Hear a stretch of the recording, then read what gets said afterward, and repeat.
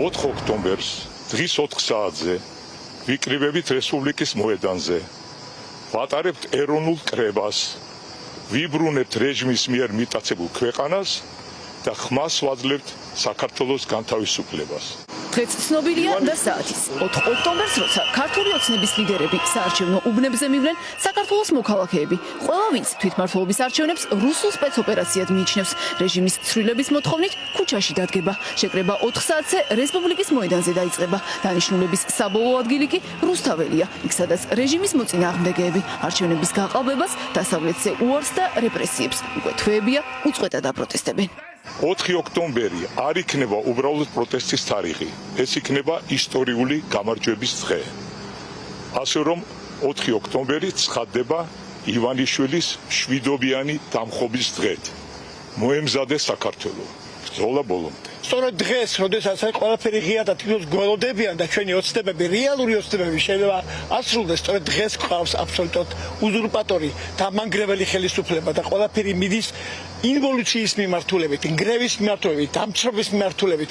ამიტომ აუცილებელია ქართველი ხალხი გამოფხიზნდეს 4-ში. ბოლოს და ბოლოს უნდა გაერკვას ეს ქვეყანა მარტო ქოცებისაა თუ ერთობლივად ქოცებისაცა და დანარჩენი ქართველებისაა.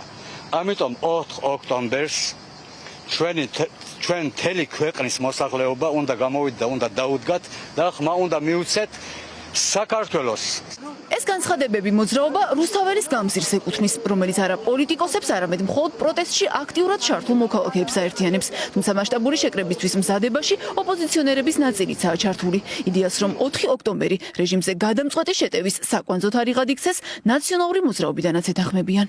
მშვიდობიანი მოქმედება, გნებავთ ამას რევოლუცია დაარქვია, არაძალადობრივი მოქმედება არის აბსოლუტურად საქართველოს კონსტიტუციის ჩარჩოებში და ეს არის ხალხის უფლება. შეიძლება ეს იყოს 4 ოქტომბრამდე, შეიძლება ეს იყოს 4 ოქტომბერს, როდესაც ისინი ატარებენ რუსულ სპეცოპერაციას, აბსოლუტურად შესაძლებელია, შეიძლება იყოს იმის შემდეგ, არას დროს არც ერთ ჩვენ წევრს, არც თინა ბოկუჩავარს, არც ლევან ხაბეიშვილს არ უთქვამს, რომ ეს გინდა თუ არა 4 ოქტომბერს მოხდება. ამის თაობაზე ისაუბრა თინა ბოკუჩავამაც და ბევრს უნდა მათ შორის ქოცურ რუსულ პროპაგანდას, რომ ეს გაესაღებია თითქოს ნაციონალურ მოძრაობაში შიგნით ან ჩამოუყალიბება ან უფრო მეტი რაღაცა შეუთანხმებლობა თუ დაპირისპირება, ეს ასე არ არის. 4 ოქტომბერი საკვანძო თარიღად გიორგი ვაშაძის გეგმაშიც აღინიშნა. მოქმედების 8 პუნქტში, რომელიც ციხიდან გაავრცელა, სტრატეგია აღმაშენებლის ლიდერი წერს, რომ ოპოზიციურმა ჯგუფებმა მხარდამჭერების მობილიზებაზე უნდა იზრუნონ, რისთვისაც საჭიროა ბოიკოტის მომხრე 8 პარტიის გაერთიანებული მუშაობა, თუმცა გაერთიანების ნაცვლად 4 ოქტომბერთან დაკავშირებული მსჯელობა აზრთა სხვადასხვაობის მიზეზი აღმოჩნდა. ეს ელენე ხოშტარიას Facebook პოსტია. პარტია დროას ლიდერი აქ 4 ოქტომბერთან დაკავშირებით გადაჭარბებული მოლოდინის შექმნას პრობლემად და პოლიტიკოსების უპასუხისმგებლობა დაცხადებს. პოსტის ადრესატი სავარაუდოდ ლევან ხაბეიშვილია, რომელმაც კრიტიკას ასევე სოციალური ქსელით უპასუხა. ნაციონალური მოძრაობის პოლიტსაბჭოს თავმჯდომარე რეჟიმის მშვიდობიან დამხობაზე საუბრობს. 4 ოქტომბერს კი ბუნებრივ დედლაინად ასახელებს, რადგან სწორედ ამ დღეს ოცნებას თვითმმართველობის არჩევნების ჩატარება აქვს განსრახული.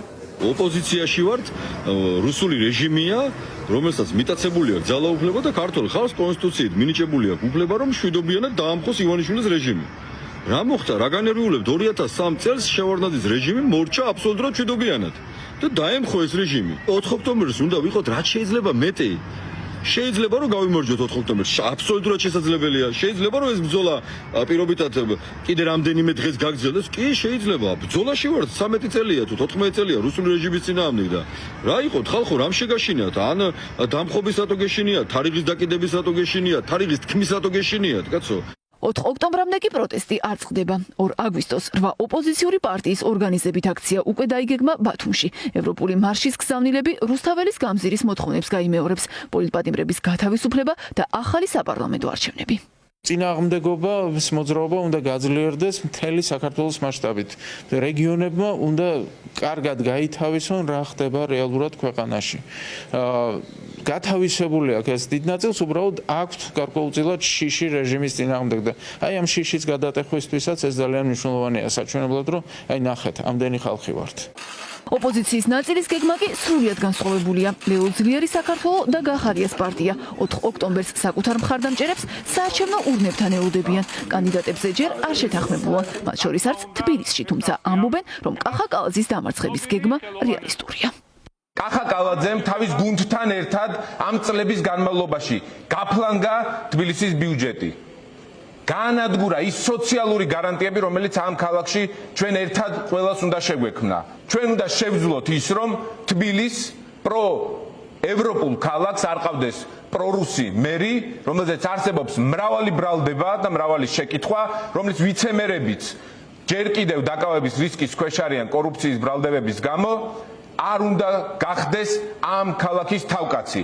პროევროპულ თბილისს არ უნდა ჰყავდეს პრორუსი მერი. ოცნებამ თბილისის მერობის კანდიდატად წარადგინა ადამიანი მეტსახელად კორუფცია. როდესაც ადამიანები გაიგებენ, რომ ოცნება დღეს მთელს რეგიონში, არა მხოლოდ საქართველოში, არის რუსეთის ინტერესების გამტარი და კორუფციაში ჩაფლული მოძალადე რეჟიმი, ბუნებრივია ოცნებას დარჩება ბევრად ნაკლები მხარდაჭერა, განსაკუთრებით თბილისში, სადაც ისედაც ძალიან არის შემცირებული ოცნების ზოგადად და რა თქმა უნდა კალაძის პერსონალური რეიტინგი.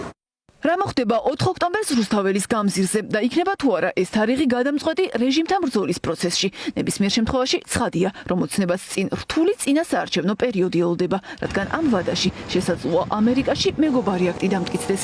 ბრიუსელში კი საქართველოსთვის უვიზო მიმოსვლის შეწყვეტის გადაწყვეტილება მიიღონ.